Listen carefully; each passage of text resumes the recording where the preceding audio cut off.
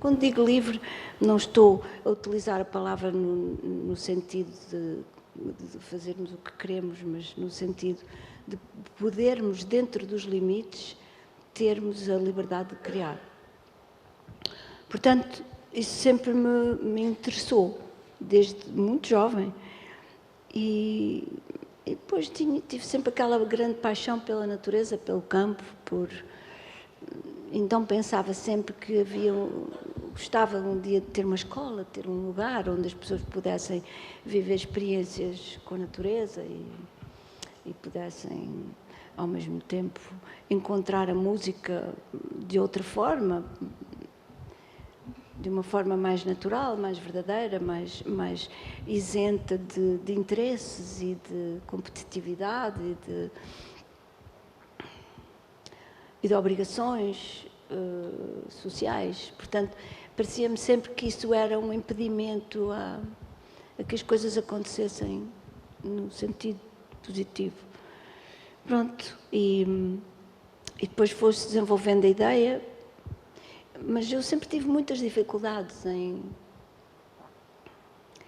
me fazer compreender, porque eu acho que tinha uma organização da forma de fazer as coisas talvez um pouco caótica ou um pouco explícita, pouco clara. Pode ser que eu nunca tenha conseguido esclarecer as coisas, mas quando tinha cursos e quando tinha alunos e quando mais tarde comecei a fazer muita pesquisa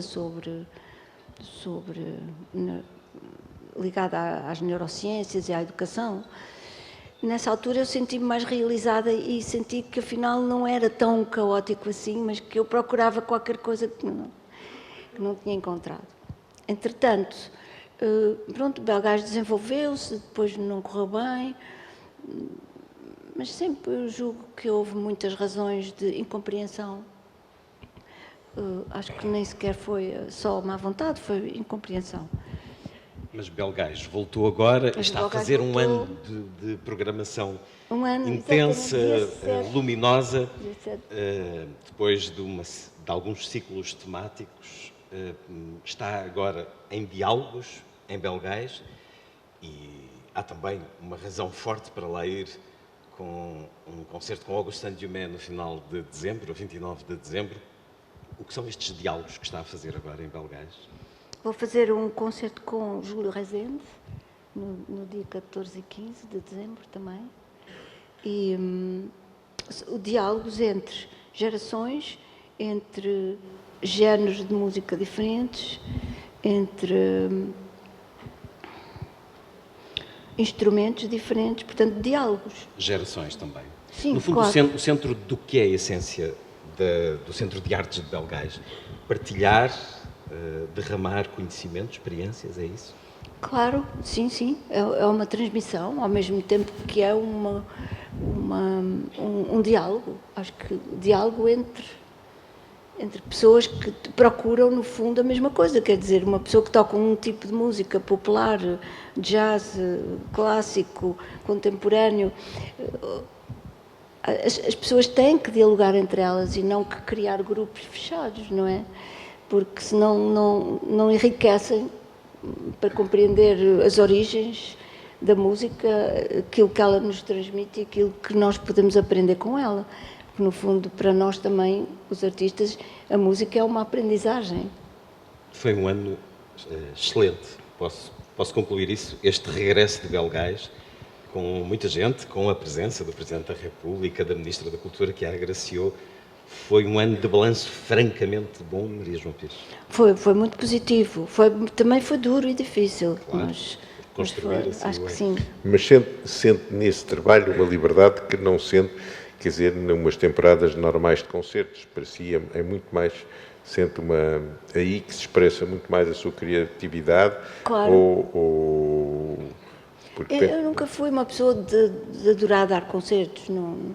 Eu gosto de comunicar com as pessoas e quando eu posso comunicar com as pessoas, mas as temporadas de concertos e as séries de concertos e tudo isso têm também uma certa pobreza na sua imaginação e na forma como apresentam a música, a forma como compõem os programas, como as coisas são construídas. Parece-me que muitas vezes existe uma falta de criatividade na programação.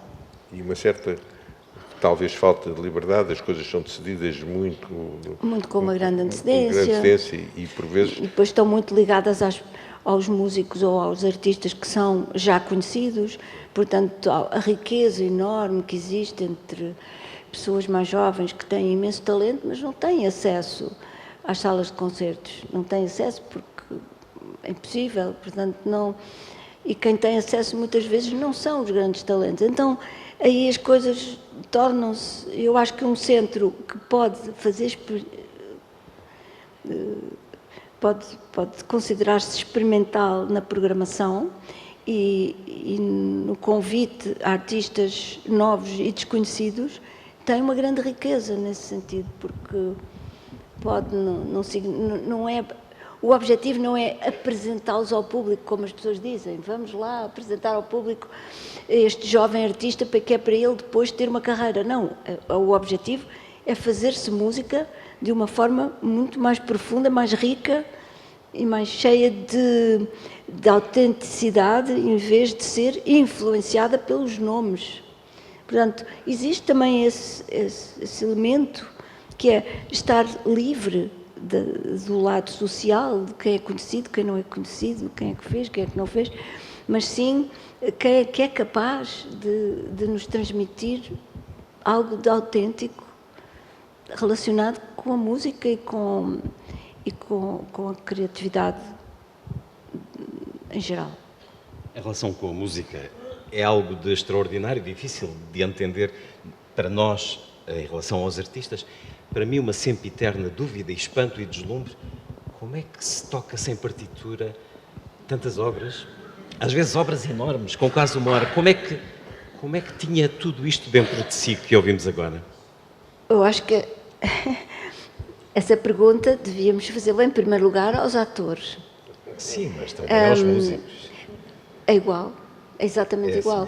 E muitas pessoas, eu, por exemplo, também fico sempre muito admirada como é que um ator no teatro consegue ter uma peça inteira na cabeça, não é? A relação, a memória não se processa exatamente no mesmo lugar do cérebro, mas é extremamente parecida e o processamento da memória faz-se da mesma forma. Mas quando está a tocar, está a imaginar a partitura ou está a imaginar um caminho que já fez várias vezes e que lhe ficou dentro no corpo? É complexo, eu acho que é complexo, porque, por exemplo, eu posso dar um exemplo de um assunto que me preocupa muito, porque também, como ensino muito, preocupa muito ajudar as pessoas que têm problemas de memória. Nós temos vários tipos de memória visual, memória auditiva, e depois temos uma memória muito cerebral, que é uma memória muito intelectual, em que nós processamos no fundo, damos as informações ao cérebro e não as passamos ao corpo. E depois temos a memória corporal, que é uma memória de marcadores, de gestos. E essa é essencial, por exemplo, para se juntar às outras. E essa é essencial para isto, para tocar? Claro. A memória do corpo? E eu queria perguntar também, além disso, por exemplo, se voltasse a tocar estas mesmas peças agora, sim, seria a mesma coisa? Não. Ou seria...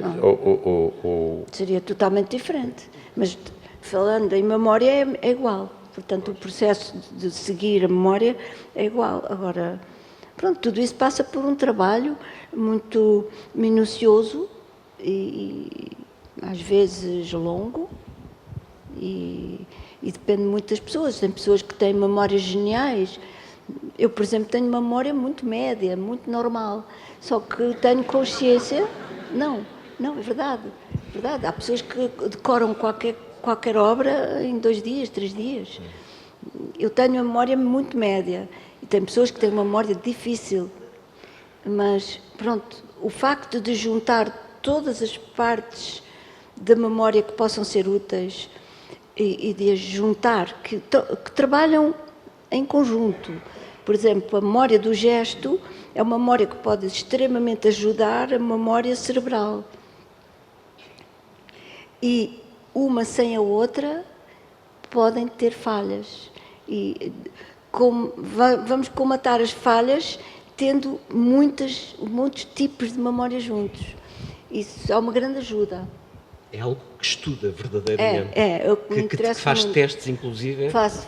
Em si própria, aqueles desenhos coloridos da atividade cerebral. É assim. Sim, eu adoro neurociências porque me explicam coisas que eu tenho por instinto, sei, ou penso que sei, mas depois explicadas tomam outra dimensão e outro valor, não é? E durante este momento mágico que todos fomos privilegiados em assistir no Lisbon and Sintra Film Festival, pode dar-se ao luxo, enquanto toca, de pensar noutras coisas? Ou está só focada na música? Assim, eu não sei se isso seria um luxo. Eu acho que isso... Eu não sei se seria um luxo. Eu acho que isso era uma... Irresponsabilidade? Não. Nem me parece que fosse algo de negativo. Só que, normalmente, quando nós queremos estar num ponto em que estamos livres, estar livre significa estar aberto, não concentrados. A concentração é muito negativa, porque pode nos levar a fechar, nós estamos a fechar, exatamente, a atenção, a presença. A nossa presença. Estarmos presentes é uma coisa, estarmos concentrados é outra. Não é? Então, a concentração, para mim, não é essencial nem é muito positiva. A presença é essencial e positiva. Depois temos a liberdade, que é o estar completamente aberto, ouvir tudo, saber tudo o que se passa, mas não estar implicado. Então aí passa-se um momento em que nós estamos livres de não estarmos a julgar a nós próprios, não estarmos a ficar influenciados por pequenos pormenores que não têm tanta importância e podemos realmente entrar numa comunhão com Portanto, é algo espiritual. A fonte. É algo muito espiritual, sim. Porque, no fundo, teríamos que acreditar que se Beethoven, ou um grande compositor, ou Bach, ou seja, quem for um dos grandes compositores, se sabiam muita coisa, mas não tinham uma verdadeira conexão com algo que está para lá deles, que está para além deles, não é? Eu acho que aquilo que nós consideramos a genialidade num compositor é, no fundo, não mais do que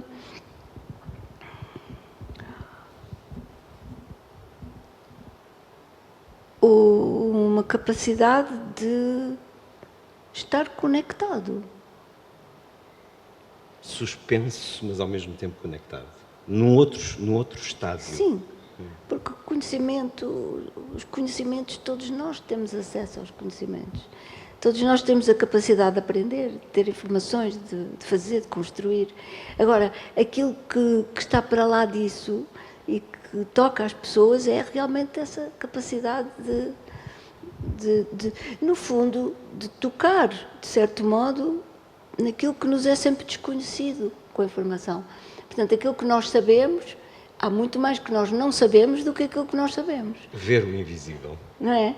Então, as artes têm essa capacidade de nos conectar àquilo que nós não podemos compreender. A mim parece-me, mas... Sim.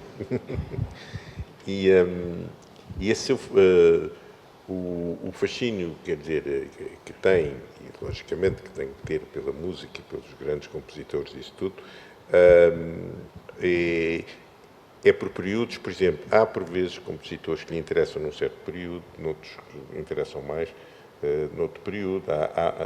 Há algo que vai...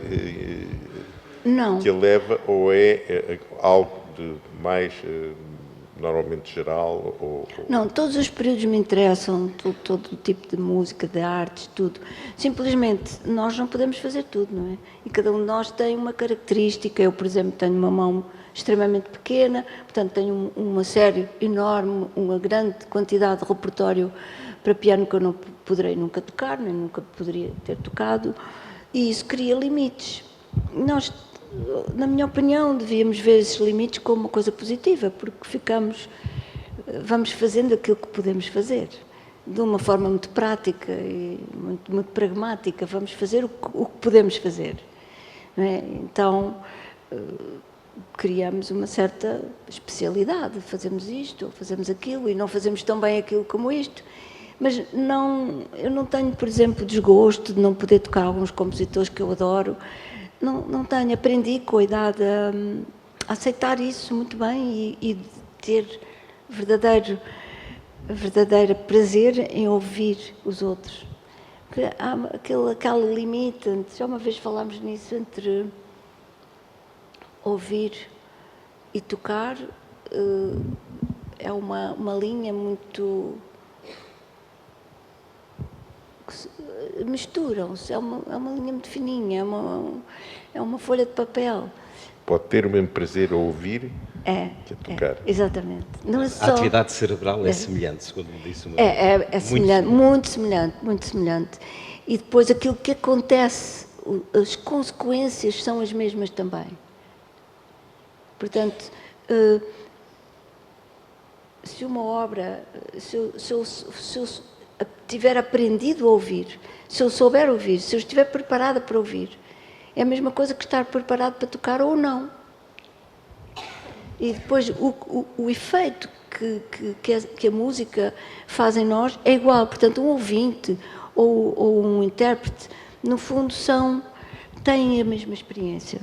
A experiência corporal é mais intensa na pessoa que toca, mas se formos fazer testes, chegamos à conclusão que a pessoa que ouve também tem uma certa intensidade de experiência corporal, de emoção. Não é? As emoções são criadas no corpo. Então, essas emoções são muito parecidas e têm uma grande semelhança. Portanto, não há tanta diferença. Por isso também eu sinto que tocar em público nunca foi algo que eu gostasse muito, mas tenho uma experiência muito boa de partilha. Porque há um momento em que eu estou a ouvir e as pessoas estão a tocar também. Comunhão. Sim. Gostava de conhecer a sua relação com o cinema, partindo daquilo que o Paulo Branco dizia, dessa experiência de atriz em 2 filmes de Manuel de Oliveira. De resto, enquanto intérprete, vários outros filmes. Escutámo-la no filme, por exemplo, 3 cartazes à beira da estrada, de Martin McDonagh, de há uns poucos anos, a tocar Mozart, mas só enquanto intérprete. Como é que foi essa experiência na Divina Comédia, em que faz de Marta uma figura bíblica, a irmã de Lázaro, que consola Cristo Como é que foi essa experiência? E o Paulo pode dar os seus contributos também, porque era o produtor. Já há tantos anos eu tive muito pouca vergonha de fazer aquilo. Se fosse hoje eu não fazia, não. Como é que foi essa relação com o Manuel de Oliveira? Isso foi excelente, maravilhosa, tudo, foi muito bom. Foi muito bom, mas eu hoje não teria coragem de fazer. Porquê que fala em coragem? Porque a pessoa sente mais com a idade, fica mais preocupada com a responsabilidade. Nunca tive talento para ser atriz, mas foi uma experiência interessante e eu gostei muito de fazer. Ele não era muito de dar indicações, presumo que não lhe tenha dito grande coisa, ou disse? Algumas coisas. O que é que ele disse? De vez em quando mandava-nos fazer outra vez e...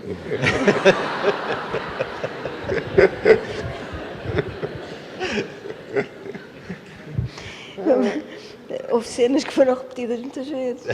Mas isso com ele era hábito, não era só consigo.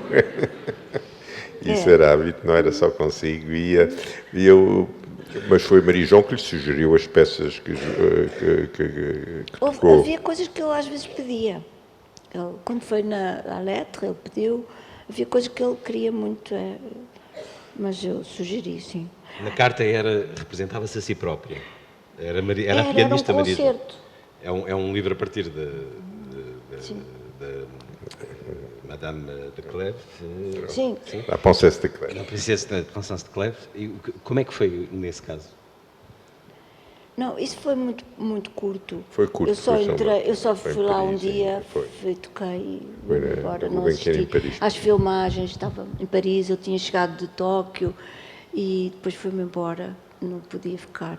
A Divina Comédia foi mais um trabalho de batismo de fogo. Várias semanas, sim.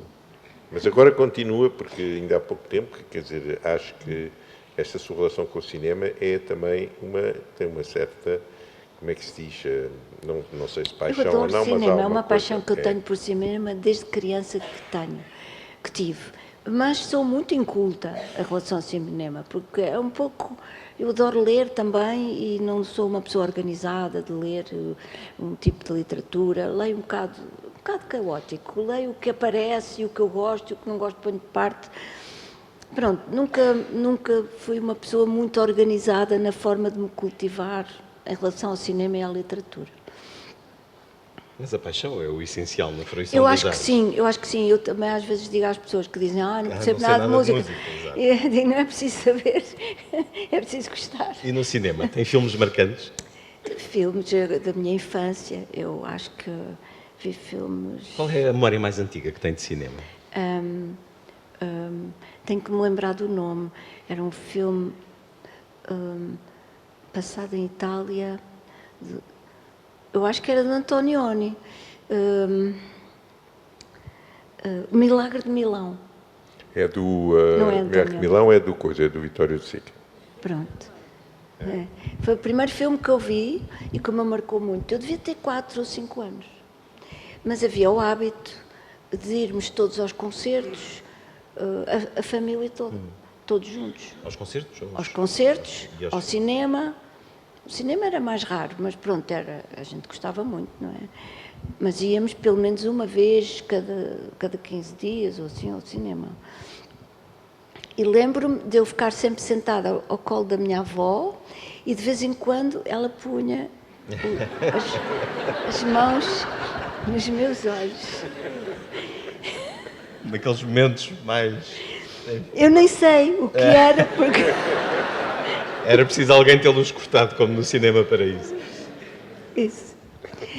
Vi muitos filmes que adorei, toda a vida, e ultimamente tenho ido muito pouco ao cinema, tenho pena, porque realmente faz muita falta.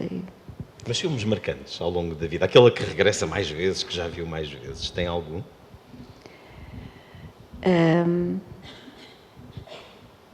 Houve um filme que me marcou muito, que eu adorei, sempre procurei, depois não se encontrava, até que um dia consegui que alguém me o encontrasse, que era o Mistério do Oberwald.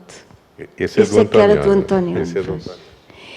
E tive a impressão, acho que foi um dos primeiros filmes que se fez digital. Digital, absolutamente. É verdade? Absolutamente. E esse filme marcou-me muito por isso, porque tinha muito poucas cores, mas eram tão marcantes e nós tínhamos que inventar qualquer coisa, havia ali qualquer coisa em aberto. O Miguel Ângelo era sempre um pouco assim, para já, é dos filmes em que há penso que um grande avanço em termos cinematográficos. Está... Pudéssemos para eles desligarem outra vez. Posso? Não, é que está aqui... É que está aqui uma grande corrente de ar e a Marijão fez um esforço enorme em estar aqui connosco, e agradeço-lhe por isso. Mas estava eu a falar do Antonioni, é realmente alguém que andava sempre à procura de novos horizontes e, portanto, foi o primeiro a trabalhar em digital, com o Mistério do Oberwald, e, sobretudo, com esse trabalho enorme sobre a cor, sobre o que é que lhe marcava, o que é que não marcava. Foi um pouco o que ele já tinha feito com o Deserto Vermelho, mas aqui de maneira ainda mais apurada, e foi um filme marcante, um filme que em termos de público, não teve muito público, não teve. Por isso eu não o encontrava. Pois, não, um filme muito em avanço sobre aquilo que se fazia na altura. Eu tive a sorte de trabalhar com ele durante 1 ano e meio ou 2. E, infelizmente, depois não pude fazer o filme porque ele teve um acidente, mas era para ele um dos filmes mais importantes que ele tinha feito, eu sei isso perfeitamente. Porque a mim marcou muito. Eu senti que tudo aquilo que eu normalmente procuro na música tinha semelhanças com a nossa procura. Mas isto quer dizer que é realmente esta sensibilidade que a Maria João tem, e que um artista tem, como a Maria João, relativamente à arte que pratica, é também uma sensibilidade que se encontra na relação que tem com as outras artes, porque realmente esta relação com o Mistério do Barbal é o exemplo um pouco disso, é que alguém que, mesmo, como diz, no fundo não é uma inculta de cinema, pelo contrário, sabe descobrir nas obras aquelas que lhe transmitem algo diferente. Isso. E que é algo que eu também procuro, então são importantes essas obras. Por exemplo, lembro-me, durante mais de 20 anos, eu assistia, quando estava no Japão, a uma forma de teatro que se chama buraku, que é com marionetes, em tamanho quase natural, e as marionetes são ativadas por 3, cada uma é ativada por 3 mestres de Aikido. E a coordenação é tão excepcional. Os atores normalmente passam de família em família e têm tradições muito antigas. Está em extinção, é um teatro que está em extinção, completamente. E eu fiquei tão impressionada que passei anos e anos e anos a procurar as relações com a música e com a forma de interpretar a música e a forma como as coisas se coordenam, a relação com os números, com o ritmo, com os sons da voz, pronto, no fundo são grandes segredos que são joias que estão escondidas nessas formas antigas de representação. E de arte. De arte, sim. Está preparado para ter uns dias cheios agora neste Lisbon and Sintra Film Festival? Vai ser uma barriga cheia de filmes? Está ansiosa por isso? Estou. E já viu o mar nestes dias? Já. Hoje de manhã. É o que lhe faz mais falta em Belgais, presumo. É verdade. Pronto. Obrigada. Muito obrigado. Quero só lhe agradecer este momento absolutamente excepcional que tivemos aqui. Muito obrigada a vocês os dois. Um momento único e penso, felizmente, partilhado com muita gente que a admira. Muito obrigado, Maria João, por tudo. Obrigada. Obrigada.